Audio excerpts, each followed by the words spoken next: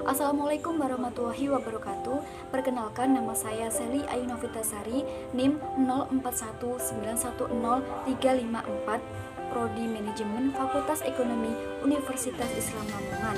Pada kesempatan kali ini saya akan mempresentasikan bab 4 tentang perencanaan keuangan jangka panjang, di mana presentasi ini merupakan tugas mata kuliah manajemen keuangan. Yang pertama, saya akan menjelaskan tentang perencanaan keuangan. Apa sih perencanaan keuangan itu?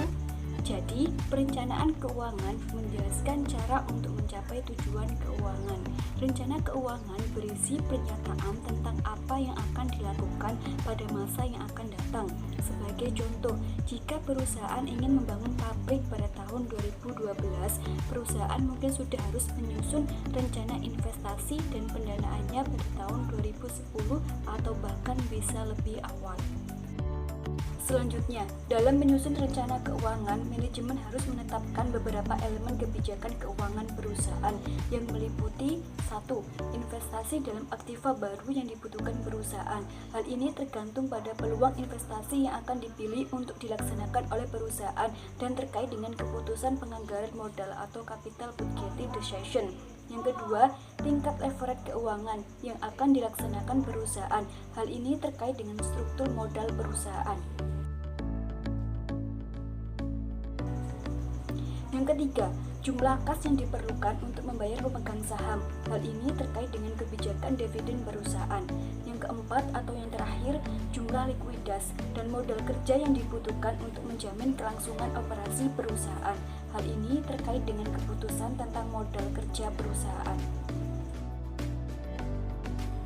Selanjutnya adalah pertumbuhan sebagai tujuan manajemen keuangan. Tujuan perusahaan yang tepat adalah meningkatkan nilai pasar saham perusahaan.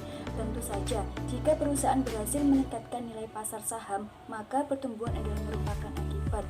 Pertumbuhan sebagai konsekuensi dari pengambilan keputusan yang baik, tetapi bukan merupakan tujuan akhir dari keputusan. Dimensi perencanaan keuangan. Berdasarkan tujuan perencanaan adalah penting bagi pihak manajemen perusahaan untuk berpikir tentang masa yang akan datang berdasarkan dimensi waktu, yaitu jangka pendek dan jangka panjang. Jangka pendek biasanya sampai dengan 12 bulan atau 1 tahun, sedangkan jangka panjang biasanya mulai 2 tahun sampai dengan 5 tahun.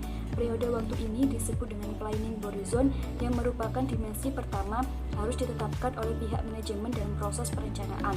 Usulan investasi yang lebih kecil dari masing-masing unit operasi perusahaan dijumlahkan menjadi satu proyek besar, dan proses ini disebut aggregation, yang merupakan dimensi kedua dalam proses perencanaan. Setelah planning horizon dan level of aggregation ditetapkan, maka rencana keuangan memerlukan masukan dalam bentuk sejumlah alternatif asumsi berkaitan dengan variabel-variabel yang penting. Misalnya, dalam proses perencanaan keuangan, pihak manajemen meminta setiap divisi dalam perusahaan untuk menyiapkan 3 alternatif perencanaan bisnis selama 3 tahun yang akan datang. Yang pertama, alternatif dengan asumsi kondisi ekonomi buruk.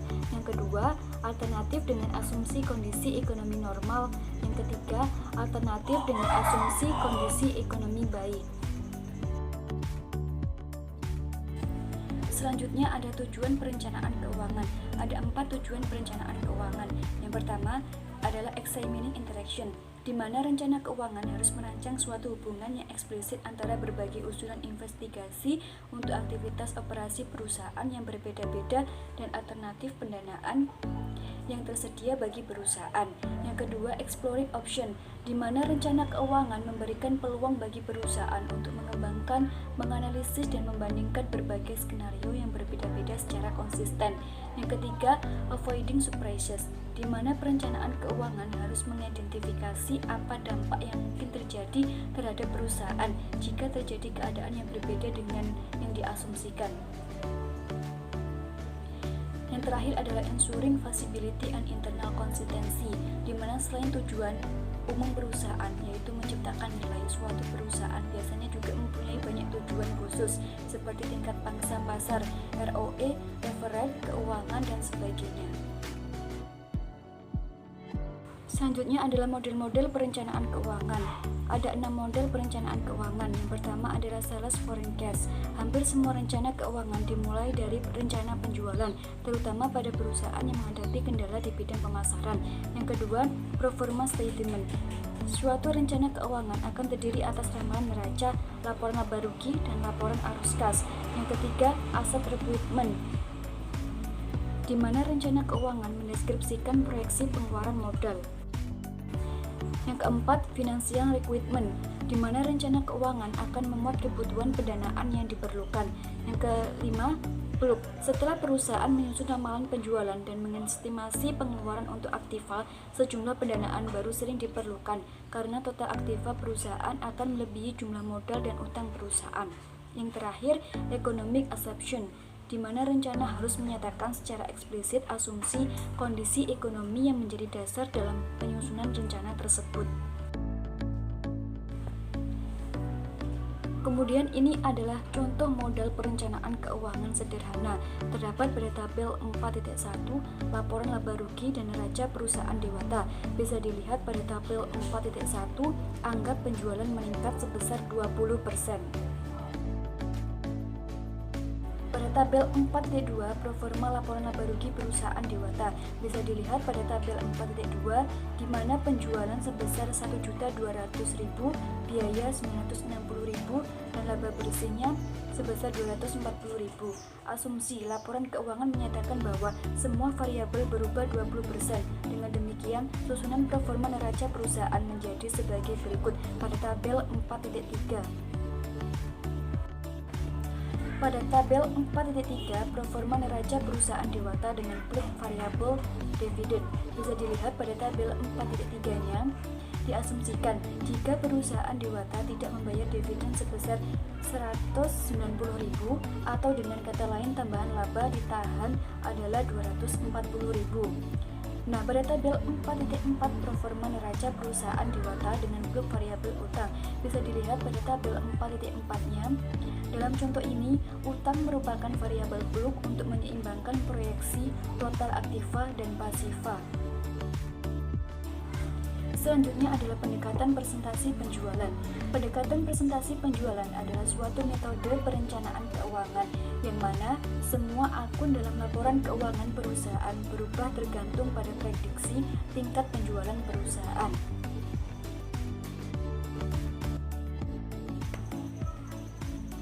Ini adalah contoh laporan pendekatan presentasi penjualan. Terdapat pada tabel 4.5 dan tabel 4.6.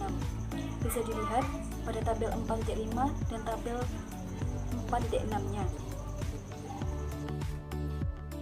Neraca. Untuk menyusun proforma neraca, maka dimulai dengan neraca perusahaan Hanoman pada tahun terakhir sebagaimana tampak pada tabel 4.7. Bisa dilihat pada tabel 4.7-nya. Dalam laporan tersebut terdapat aktiva dan juga pasiva. Secara terinci, proforma neraca perusahaan Hanoman tampak seperti pada tabel 4.8. Bisa dilihat tabel 4.8 tentang proforma neraca perusahaan Hanoman. Berdasarkan tabel 4.8, jika perusahaan membutuhkan dana sebesar 565.000, perusahaan memiliki 3 kemungkinan cara untuk memenuhi kebutuhan dana tersebut, yaitu pinjaman jangka pendek, pinjaman jangka panjang, dan penerbitan saham baru.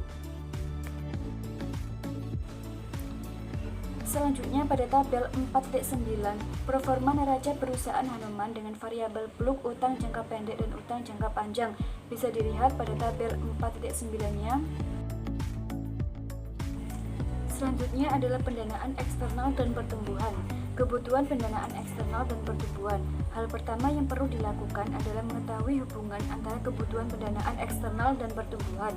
Pada tingkat pertumbuhan yang relatif rendah, perusahaan gugus akan menjadi surplus dan rasio utang terhadap modal mengalami penurunan. Ketika tingkat pertumbuhan naik sekitar 10%, surplus berubah menjadi defisit. Selanjutnya, ketika tingkat pertumbuhan melebihi 20%, rasio utang terhadap modal akan naik melampaui 100%. Selanjutnya pada tabel 4.14 pertumbuhan dan proyeksi EFN perusahaan gugus bisa dilihat tabel 4.14. Gambar berikut menjelaskan hubungan antara pertumbuhan penjualan dan kebutuhan pendanaan eksternal yang secara terinci dapat dilakukan dengan memplotting data tabel 4.14 di atas dalam gambar 4.1. Pada gambar 4.1 tampak bahwa kebutuhan aktiva baru pertumbuhannya lebih cepat daripada tambahan laba ditahan, sehingga pendanaan internal melalui tambahan laba ditahan lambat laun tidak mencukupi. Dengan demikian, apakah perusahaan akan menghadapi surplus atau defisit kas tergantung pada tingkat pertumbuhan. Terdapat pada gambar 4.1 pertumbuhan dan kebutuhan pendanaan perusahaan gugus. Bisa dilihat pada gambar 4.1-nya. Selanjutnya adalah kebijakan pendanaan dan pertumbuhan. Tanpa ada hubungan langsung antara pertumbuhan dan kebutuhan pendanaan eksternal. Ada dua macam pertumbuhan yang sangat berguna dalam perencanaan jangka panjang. Yang pertama, pertumbuhan internal merupakan pertumbuhan maksimum yang dapat dicapai tanpa pendanaan eksternal. Disebut pertumbuhan internal karena merupakan tingkat pertumbuhan yang dapat dicapai oleh perusahaan dengan hanya menggunakan sumber pendanaan internal. Tingkat pertumbuhan internal tampak pada gambar 4.1, yaitu pada titik perpotongan garis kenaikan aktiva yang dibutuhkan dengan garis tambahan laba ditahan yang diproyeksikan atau saat EFN sama dengan 0. Tingkat pertumbuhan internal sama dengan Rho A dikali B dibagi 1 min Rho A dikali B, B di mana rasio laba ditahan terhadap laba bersih. Pada contoh perusahaan gugus, laba bersih sebesar 66.000 dan total aktiva 500.000. Dengan demikian, Rho A sama dengan 66.000 dibagi 500.000 sama dengan 13,2%. Dari laba bersih sebesar 66.000, sebanyak 44.000 ditahan di dalam perusahaan, sedangkan sisanya dibayarkan sebagai dividen, sehingga rasio laba ditahan adalah B sama dengan 44.000 dibagi 66.000 sama dengan 66,67%. Tingkat pertumbuhan internal perusahaan gugus 0,132 dikali 0,6667 dibagi 1 min 0,132 dikali 0,6667 sama dengan 9,65%. Dengan demikian, perusahaan gugus bisa melakukan ekspansi maksimum sampai dengan 9,65% per tahun tanpa pendanaan eksternal. Selanjutnya ada tingkat pertumbuhan berkelanjutan, merupakan pertumbuhan maksimum yang dapat dicapai perusahaan tanpa pendanaan modal sendiri yang bersumber dari luar perusahaan dan tetap mempertahankan rasio utang terhadap modal sendiri. Disebut tingkat pertumbuhan berkelanjutan karena merupakan tingkat pertumbuhan maksimum yang dapat dipertahankan perusahaan tanpa meningkatkan struktur keuangan. Besar kecilnya pertumbuhan berkelanjutan dapat diukur dengan rumus Sustainable Growth Rate I sama dengan Rho E dikali B dibagi 1 min Rho E dikali B. Dalam kaitannya dengan contoh perusahaan gugus, laba bersih sebesar 66.000 dan total ekuitas sebesar 250.000, maka REO sama dengan 66.000 dibagi 250.000 sama dengan 0,264 atau 26,4%. Rasio laba ditahan tetap 66,67%. Dengan demikian dapat dihitung Sustainable Growth Rate sebagai berikut. Sustainable Growth Rate sama dengan 0,264 dikali 0,06667 dibagi 1 min 0,264 dikali 0,6667 sama dengan 21,36%, sehingga perusahaan gugus dapat melakukan ekspansi maksimum 21,36% per tahun tanpa perlu tambahan modal sendiri dari luar perusahaan. Selanjutnya adalah faktor-faktor penentu pertumbuhan. Yang pertama adalah profit margin, di mana semakin tinggi profit margin akan meningkatkan kemampuan perusahaan untuk menghasilkan dana secara internal dan akan meningkatkan pertumbuhan berkelanjutan perusahaan. Yang kedua, dividend policy, di mana semakin rendah persentase laba bersih yang dibayarkan sebagai dividen, maka semakin tinggi rasio laba ditahan. Hal ini meningkatkan modal sendiri yang berasal dari dalam perusahaan dan akan meningkatkan pertumbuhan berkelanjutan perusahaan. Yang ketiga, financial policy, di mana semakin tinggi rasio utang dengan modal akan meningkatkan financial leverage perusahaan karena perusahaan melakukan penambahan pendanaan dengan utang, maka akan meningkatkan pertumbuhan berkelanjutan perusahaan. Yang keempat atau yang terakhir, total asset turnover, di mana semakin tinggi perputaran aktiva berarti semakin besar kemampuan perusahaan untuk menghasilkan penjualan dengan menggunakan setiap rupiah aktiva. Sekian presentasi dari saya. Apabila ada kata-kata yang kurang berkenan, saya mohon maaf yang sebesar-besarnya. Pesan saya, jangan berhenti berupaya ketika menemui kegagalan. Bersyukurlah, karena kegagalan adalah cara Tuhan mengajarkan kita arti kesulitan. Semoga bermanfaat. Wassalamualaikum warahmatullahi wabarakatuh.